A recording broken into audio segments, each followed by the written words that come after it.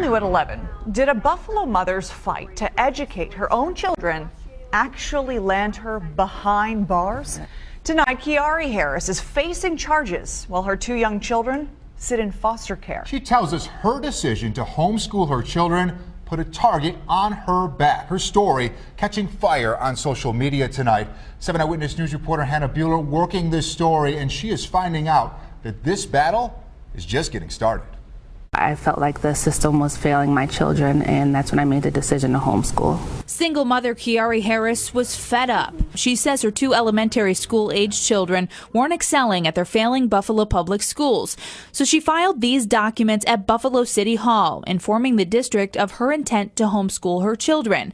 According to the documents she provided to 7 Eyewitness News, they're dated December 7th, 2016. And the district says here it received her paperwork. I spoke directly to the homeschool coordinator, and she told me that from this point on, my children were officially unenrolled from school. But she says a week later, CPS called, wondering why her kids weren't in school. I told them that my children were homeschooled now, and I said that I can furnish the documents if they need to see it. Harris says she went on with her homeschooling, but then, less than a month later, I was confronted by the CPS workers and the Buffalo Police Department, and they said, well, it's too late now to show these papers. The judge has already made the order. We have to take your children. But they never did show me the order. And so since they didn't show me the order, I said, well, I'm not just going to give you my children. And from that point, they arrested me and said that I was obstructing the court order. Harris says she hasn't seen her two children in 3 weeks. They've been living in a foster care institution. I'm just a mother whose children have been torn from her arms. The Buffalo Public School District says it cannot comment on this case due to federal laws, but says in order for a parent to file for homeschooling, they must have full custody of the children.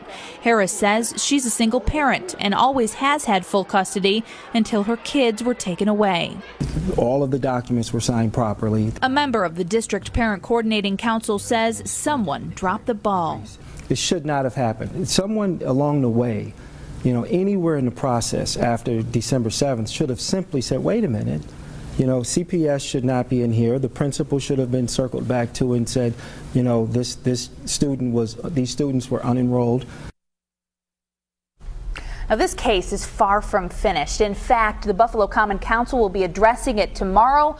We'll, of course, keep digging and try to figure out what exactly happened here. It's stunning what is going on. I know you're going to keep tabs on this every step of the way. Thank you very much, Hannah.